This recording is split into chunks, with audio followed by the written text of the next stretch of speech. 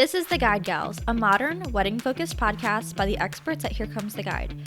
I'm Chelsea, a designer and inspired creative who's probably racked up over 12,000 hours on Pinterest, and the friend who's going to shoot it to you straight. And I'm Caroline, a social media manager who is obsessed with dogs as ring bearers and will inevitably cry over your wedding video. We've seen it from all sides. We've been brides, planners, bridesmaids, and have worked with standout brands throughout the industry. Think of us as an extension of your wedding party and hang out with us as we share the ins, outs, ups, and downs of the road to I do. Hey everyone, welcome back to the Guide Gals podcast. I'm super excited about today's episode. I know, we say that a lot, but today we are diving into the top 10 most commonly asked wedding planning questions. These are going to be non-surface level questions that we hear couples asking over and over. So if you listen to this episode and you're planning a wedding, odds are that you'll be asking at least one of these questions, okay? Even if you don't ask any of them, I'm sure, or we hope that you'll find them super helpful, and we hope to be giving you the answers that you guys need.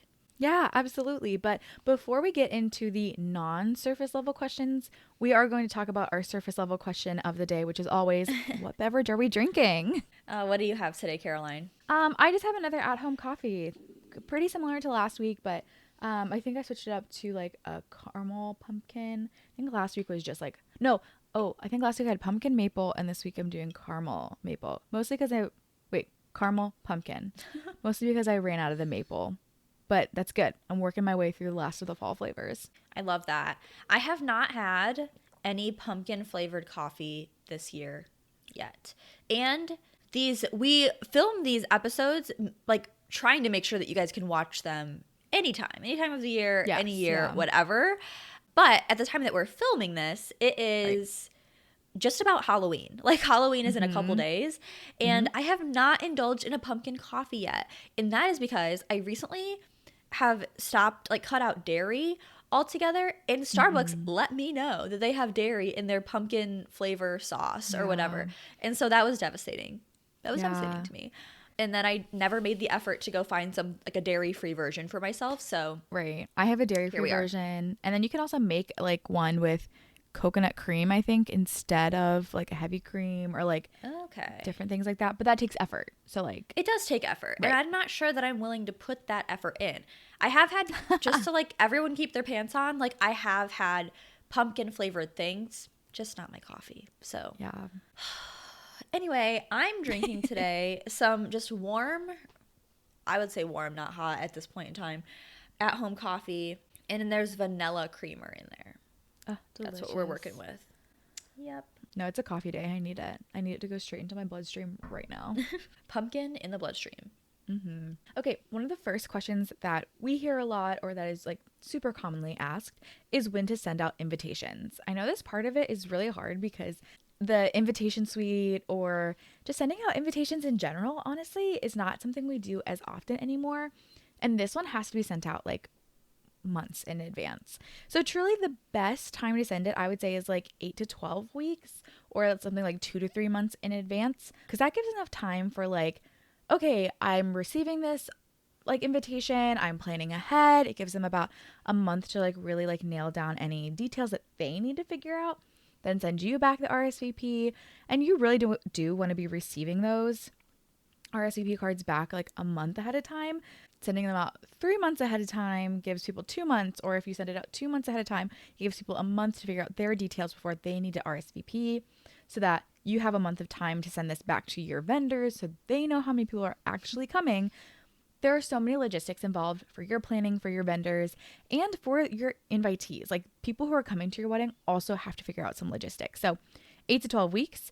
And then we also want to note that like if you're having a destination wedding or some sort of special like event type of thing where like they're either going to be traveling outside of their general area or like need to make special accommodations, definitely try and stick more to the 12 weeks in advance. I think that gives everybody a little bit more time to think about, okay, I need to arrange my travel plans, and then also like if I need like childcare, do I need to adjust my like time off that I'm taking for work? Like if there are special details involved in your wedding, like let's say it's a wedding weekend, so there's more time involved in your festivities, they need to plan ahead for that too. So we would say 8 to 12 weeks, but with those special circumstances, stick more to 12 weeks.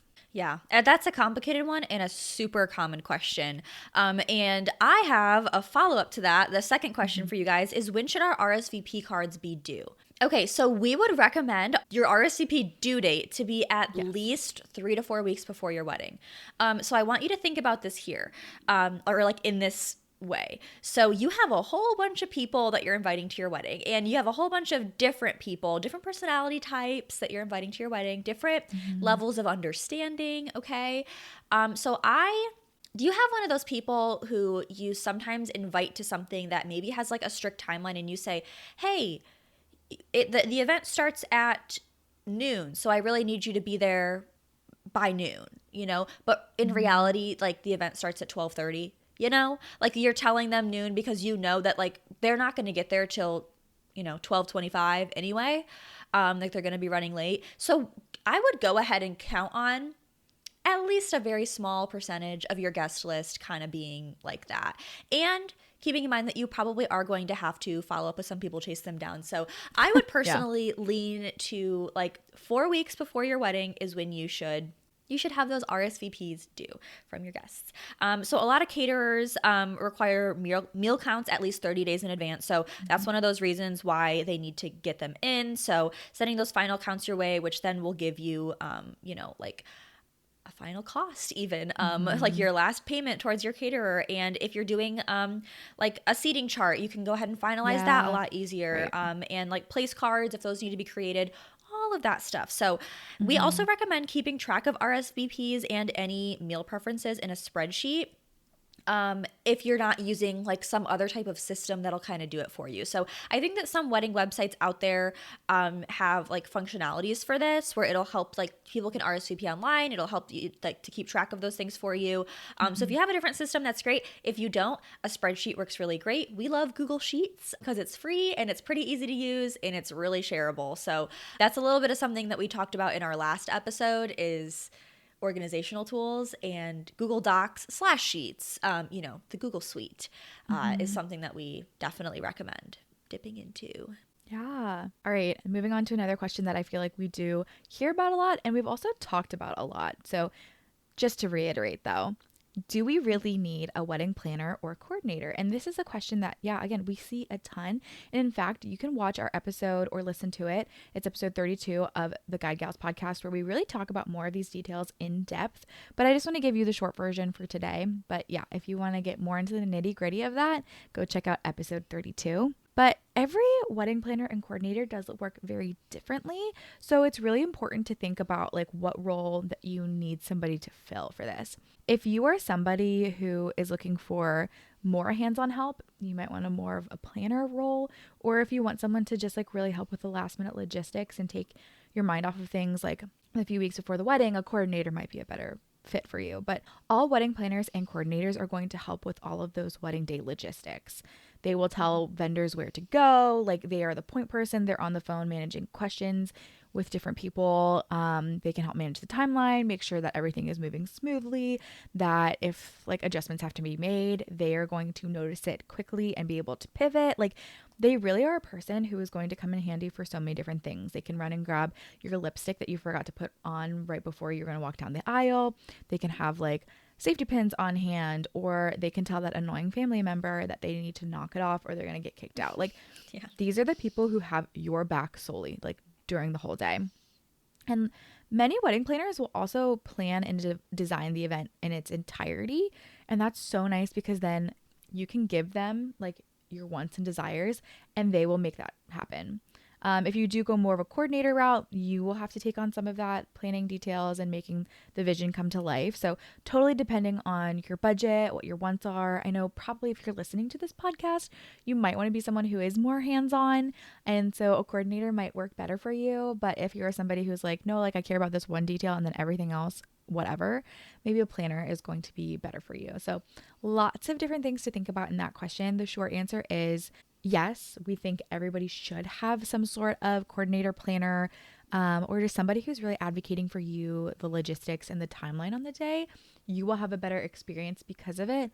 But when you're deciding on coordinator versus planner, whatever, there are some other things to consider. So look through that episode that we have before to really help you weigh that decision. So short answer, yes, we think everyone should have one, but what you end up choosing might be a little bit more complicated. Yeah, if you still have questions of any kind, as far as that goes, if you're really trying to figure out like where or how you want your budget, maybe you have a limited budget for something like that. So definitely listen to episode 32. We really break it down because if I didn't work within the wedding industry, I would have no idea like what the difference between a planner and a coordinator even is. Like, Yeah. geez, I don't know. And there is like some, like a little bit of overlap, I think, on those roles. Go listen to that episode. We break it all down. Yes. If you still have questions in that department. The next question that we hear a lot is, do we have to have favors? So I really think like big answer, like no. Like, is it more complicated than that? There's more to talk about? Totally. So I don't think like at this point in time, like maybe it used to be more of a thing. I'm not really sure, but I don't think that right now, like people go to weddings and expect a favor. Like, I don't think they're like, oh my gosh, like I wonder what the favor is going to be. Like, probably not. And like a lot of times, like, or at least a lot of the weddings that I've attended, if there is a favor, it's like a koozie or like a little bit of candy or like something like that, which I'm like, of course, happy to receive. Yeah. I'm happy to receive a koozie any day. But like, it's not something that I'm like super excited about, totally attached to. And I think that it's something that, one, if your budget doesn't allow, like if you're looking for places to trim down your budget a little bit, this is a great place to do it.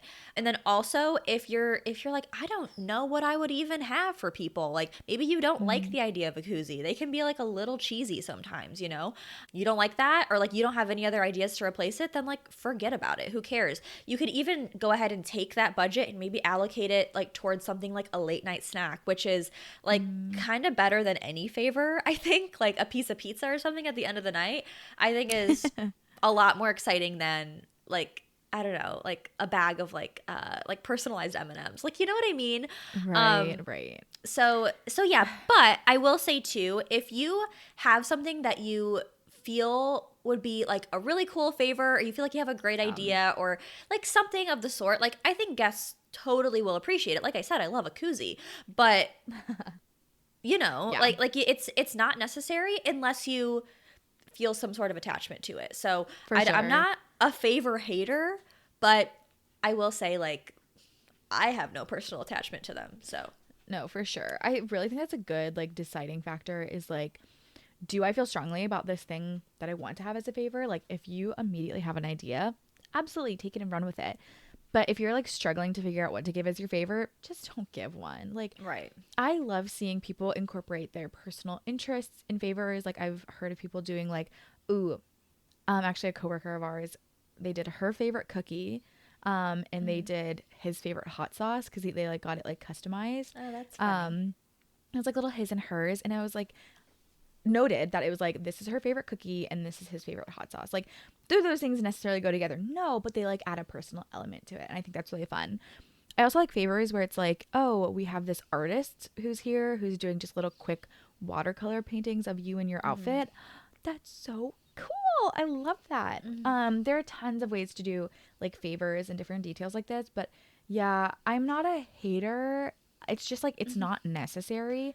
Unless you have a very specific vision in mind, then otherwise like save yourself the cost and save yourself the headache. Right. Yeah. And like Caroline, of course, came in with like a few ideas that are just so much cooler than my koozie and candy examples. Hey, food is never a bad option.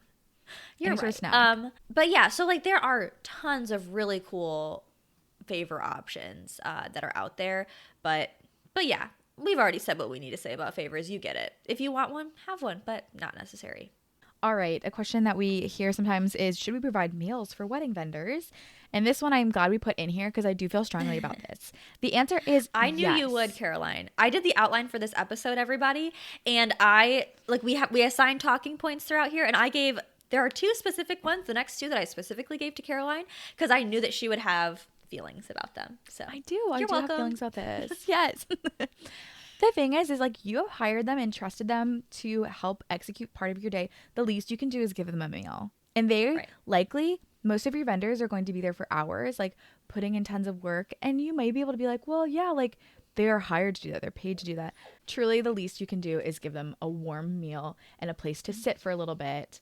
And then they're going to get right back up and keep going. Especially like your photographer, you have to feed them. They are on their feet for hours during that day. Photographers, videographers. Take it a step further though and ask if they have dietary restrictions. Make sure that the food that you're feeding them, they can actually eat. Make sure that if they're vegetarian, you have an option for them. Like, you're going to be making sure this is the case for like your guests.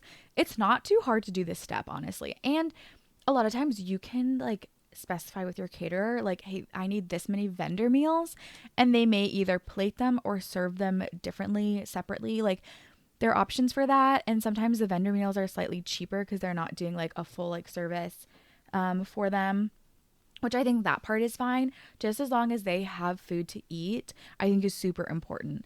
It's also just like courteous to reach out to them and just let them know, like, hey, like, we're providing this many meals. Is this correct? Like, imagine having a team of them come in and like there's one person left out. Like, I think with the idea of a wedding being like this event and you're hosting all of their guests, it is not too hard to extend that to your vendors. And honestly, a lot of times if you extend that to them, they will be happier, healthier, they will do better work. Like, I don't know. I think it's a small detail that can go missed a lot of times. And I know when I've been a vendor, I'm always like hesitant. I'm like, am I getting fed at this? And that doesn't feel great.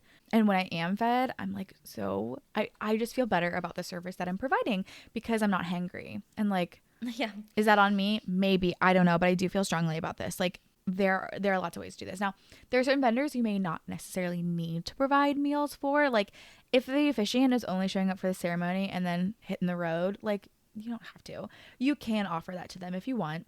Or like a floral team might be coming on in the morning and doing it, a lot of the setup and then leaving. You don't necessarily need to do it for that team unless there's somebody who's staying behind and like managing like some details with that. So I don't know, just go through your list, make sure you offer that to everybody who is going to be there. Make sure you have the appropriate amount, make sure you ask them about any dietary restrictions or needs. I don't know. It is a small hospitality thing that can go a really long way. Yeah, and I think that like honestly it's expected. Like, you know, by people. Like, I think that you're going to like kind of put your photographer in like a little bit of a bad mood. I mean, think about when you're hangry. Like, come on. Yeah. Feed them for sure. Like, think about if you had to go a full 8 hours without eating anything. Okay, the next question that we hear a lot is, where should I get ready? So there are a few variables that we think you should consider when, you know, you're asking this question. So when and where is hair and makeup happening? So if you have a professional coming in to do your hair and makeup, you will have discussed like, where are we doing that? So that's something to consider. Is it somewhere that you can also put your dress on when you're doing that hair and makeup? So maybe they're coming to you to do that, or maybe you're going to a salon to do it. There's going to be kind of like a big difference in that. Another thing to consider is, how is the lighting? So remember, you're a hairstylist and your makeup artist. Your photographer, especially if they're capturing these moments, they're going to want ample natural light. So I wouldn't get I wouldn't get ready for your wedding like in a basement. Like, don't do that. Like, if there's anywhere with windows or whatever, natural light, or like, if you really don't have natural light, make sure that you bring in some like ring lights at the very least, like some lighting going on, so that stuff is well lit and, you know, can be captured or done properly. Another question that you should ask when it comes to this is, will you have transportation to your ceremony? Another thing to ask is, do you want to sit in your dress, or would you be rather be standing like on a trolley or something? Like, is your dress going to get like totally wrinkled by sitting like in a car, like in a vehicle on the way to like, there's a lot to think about here. Okay. So then if you choose to get ready at your ceremony space, the same questions do apply. So how is the lighting and the aesthetic of the room? Is there even a room to get ready in?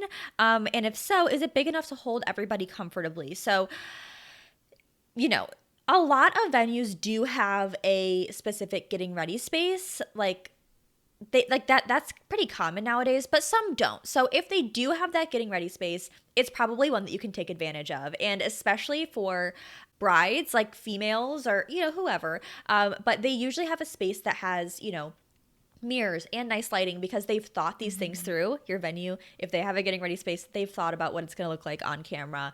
Right. And, you know, they've had people take pictures there and get ready there in the past. So yeah, something worth checking out when you're picking your venue, because it can really put a lot of ease on you. But in our experience, if that's not an option, we typically suggest getting dressed at home, at a hotel, and you know, because most, if you're getting like your makeup and hair done in a salon, most of them don't have like a proper space for you to get dressed, like in a small bathroom or like in the back room, like isn't going to be fun. Or I'm thinking about trying to put your wedding dress on in like a bathroom stall. Like, oh my God, no. Oh my gosh. So yeah, and then plus like this day is going to come with like some nerves. So like you want to stress yourself out like as little as possible and really set yourself up for like a getting ready situation that like just feels really good. Like if you are trying to get your makeup on like in a basement, like with not good lighting, like I would start to get anxiety about that. Like, is this gonna look really, really bad? Or like if you don't have room, like if you're sweating Right. in like some tiny room, like a broom closet, trying to get your dress on, and like you can't reach the zipper, and like set yourself up for a scenario that will, one, photograph well, and that won't stress you out. So yeah. Yeah. I mean, I feel like I kind of like opened up a can of worms in a way that like there's just a whole bunch of other questions that I'm asking in regards to that main question. Right. But hopefully that gives you a lot of things to consider that will Yes. help you reach the answer that you need. Yeah, because truly too, like if you want to ask more questions of like, okay, I have 8 people in my bridal party, you need to have multiple bathrooms, you need to have multiple Yeah. mirrors, you either need that to be provided or like brought with you. So not even just like your makeup, your setup, like are you bringing in vendors to do your makeup and hair, and like are there enough outlets? Are there enough like, or are they doing like yours and everybody else's? Like there's just so many things that you can ask in regards to that. So yeah, you want to make sure that you think through all of those things, because I would hate to look back and be like, oh my gosh, ew, like this is chaotic. And you don't want the vibe to be chaotic at all before. You want it to like really set the tone for the rest of the day. Okay, I also love this question, and I'm guessing, yeah, you gave this to me on purpose. It was strategic. Yeah. And it's, when should you do family photos? Traditionally, I think, and understandably so, it's right after the ceremony. You tell all of your family members, hey, we're doing family photos right after the ceremony, and you need to stay there until like we release you. And if those family members forget or like sneak off to cocktail hour and miss the photo, it's on them. And doing family photos before the ceremony gets super tricky, because like what if they're running late and then those photos run late and then your ceremony runs late, or like you just don't want, again, you don't want the chaotic energy happening right before your ceremony. Like let that be the case right afterwards. Like the jitters are kind of out there already. Things are moving, like you're already picture perfect and ready to just like snap all of those photos. Like I think it's nice to have all of those posed photos. I always call them the, I don't know, this is kind of stupid, but I always call them the Facebook photos, because it's like where everyone is just standing there smiling straight at the camera. It's some of the ones that like your family members, they're going to post those ones. Do all of those right after the ceremony. Get them done, get them quick. That's also partially a job for your photographer to be like, okay, we're doing grandparents. Okay, we're doing groom side. Okay, we're doing bride side. Okay, we're doing like whatever combination of people you are doing. They will also help move that along. And if you have, harkening back to my other question, if you have a coordinator, they can help like be a runner if you really want a runner to like go grab like this family member. Or you can just say like, so be it, they didn't listen to my communication, which that part is on you. Like communicate with them like, hey, stay after the ceremony. But if they don't listen to your communication, maybe that's just on them, but they're not in the family photo and someone's gonna have to Photoshop them in later. And that's a later issue. But yeah, have that detailed list of photos ready for the photographer so they know like how they can get through them. Communicate with your family members, maybe have that point person, and yeah, as you're working through that list, like send them off. Like once that person's done with photos, there's no more for grandma to take. Let her go to cocktail hour and party her heart out. Yeah, that's what I think the formula should look like for family photos. And Caroline would know. She's our resident photo expert. I am just like more so I know what pretty photos look like, I think, at least to me. But logistically, yeah, Caroline's our think, girl. That's why I gave you that question. Oh, thanks. Okay, another question that we get a lot is, should we do a first look? So yeah, I'll get into that. So some people believe that a first look can like kind of take away from the big reveal of like the walking down the aisle, but other people really find it to be like a really like private and intimate time like on your day, which you're not really going to find much of that private and intimate on your wedding day. It's going to go by really fast. It's going to feel chaotic, and there's going to be so many different people in a positive way involved. But with the first look, you will have, like I said, that private time with your spouse, your now spouse, or almost spouse, I guess. So yeah, it can be a really special moment that is very private for you. So yeah, I mean, I think that there's positives and negatives, but for brides who choose to have a back-to-back ceremony and reception, a first look can be really beneficial, like to your timeline. So like you might be able to get some like really special photos, and like those are totally guaranteed because, you know, once your ceremony happens, your day kind of starts to get rolling, and like your photographer will certainly help you with making sure that they're getting all of those moments captured. But yeah, like it guarantees some like really special shots of just the two of you. And yeah, it's something to talk to your photographer about too if you have more questions, because they might recommend it. And I think that a lot of photographers probably are fans of it just for like that alone, because it's like it is like a really special and unique moment that can be captured. But I guess when it comes down to it, it's another one of those things that's like totally up to you. So I think that some people like don't really know what they think is best, and then some people have really strong feelings one way or the other. Like I know a lot of people are like, oh my gosh, no, it is bad luck to like see for the bride and groom to see each other before the actual ceremony. And like if you feel that way, then like, hey, that is fine. Or like maybe you like really like feel attached to that moment where, you know, like the groom sees the bride coming down the aisle, and you really want that like to just be like such a special moment. There's a lot of weight on that moment, I think. But like if you feel really attached to that, then like, okay, yeah, maybe skip the first look, and you will be getting like lots of photos, you know, couple photos after your ceremony and all of that. So like you will be able to capture them.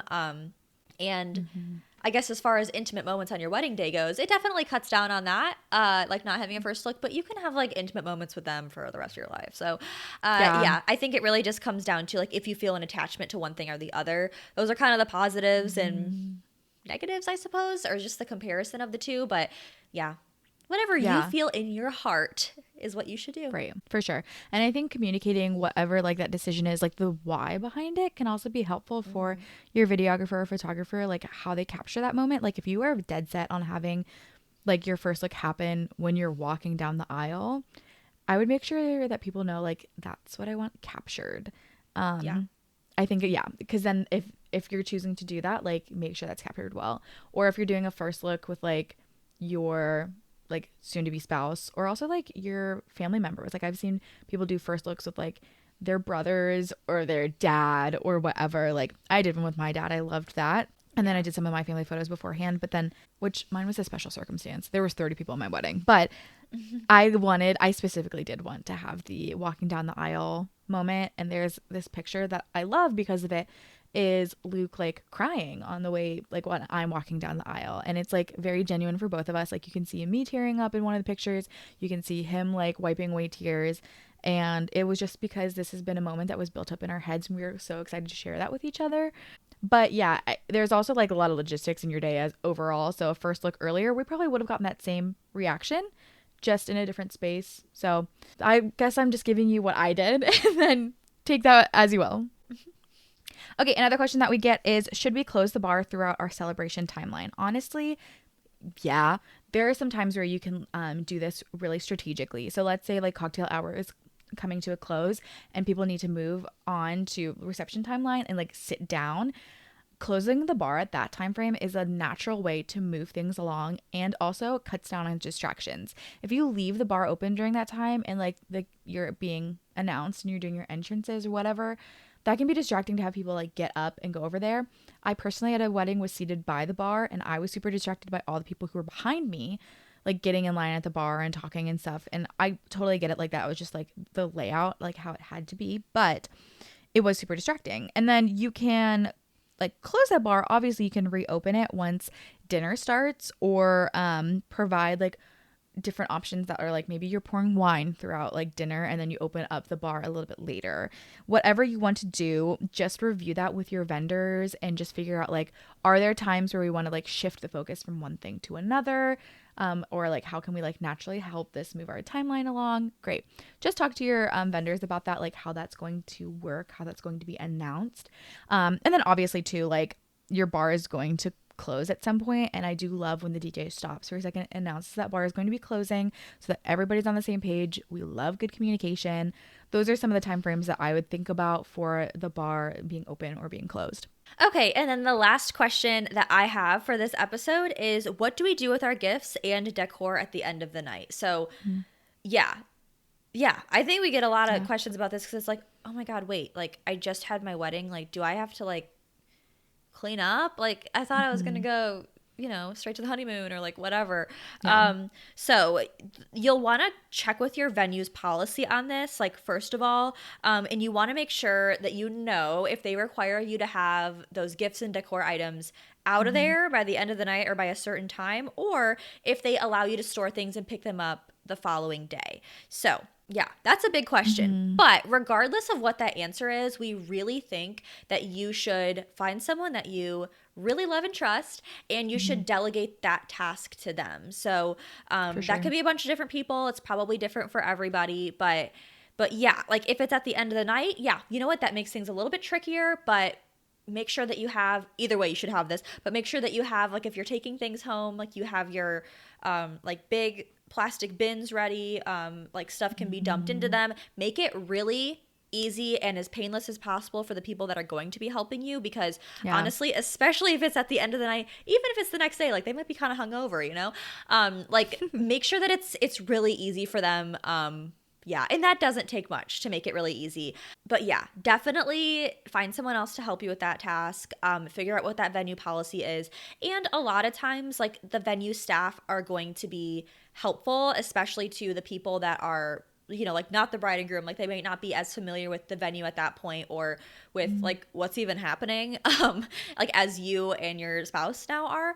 Yeah, like I mean, like this is not their first rodeo. They've done it lots of times before, and I'm sure that they're happy to help facilitate to get that stuff out of there in like the quickest way possible. Yeah, it's something that you need to figure out for sure. You can't just say like, like we'll just figure it'll happen and whatever. Like no. Like you have to figure that out. Because yeah, you could potentially like even get fined for like leaving it there. I mean, I would fine you if I was like, we got to get all this stuff. Where do we put all this stuff? Like, I would definitely fine you for that. So yeah, I mean, that's all the questions that we have for you though. So that is going to be like our top 10, what we have found to be the most commonly asked questions. So like I said at the top of this episode, I'm sure that you have asked, or maybe you hadn't even thought of it yet, and you would be asking at least one of these questions that we have run through. And hopefully this has been super helpful to you in your planning process. Yeah. There's a lot that we went over here. We also have another like Ask Us Anything episode, so you can check that one out to see if there are any questions in that episode that like might also be things that you are thinking about. And if there are any questions that we haven't covered that you are still like lingering on, reach out to us, let us know. We are happy to help with any of these. I love these types of episodes because like, yes, we cover a lot of these topics, honestly, in other episodes, but this is like a very succinct, like, here's a commonly asked question, here's the answer. So if there are any more of those questions that you are needing answers to, let us know. We are more than happy to help. We are more than happy to help. And you can ask us those questions through the contact form on our website, which is theguidegirlspodcast.com. And on our website, of course, you can find our full episode library with any of those other episodes that we've mentioned throughout this episode, and just like lots of stuff. We basically have a year's worth of planning content on there for you. So we've covered all the topics on wedding planning. So definitely check that out if you haven't already. And on our website too, we have lots of free downloadable resources for you. So yeah, it is all there. You can also find more from us on Instagram. We post some behind the scenes stuff there, as well as like some resources for you as well. And we're on Instagram at the Guide Gals Podcast. We are on TikTok at the Guide Gals Pod, and you can find the video version of every episode of ours on the Here Comes the Guide YouTube channel. But yeah, that's all we've got for you today. That's it. So Until next time, cheers. Until next time, cheers.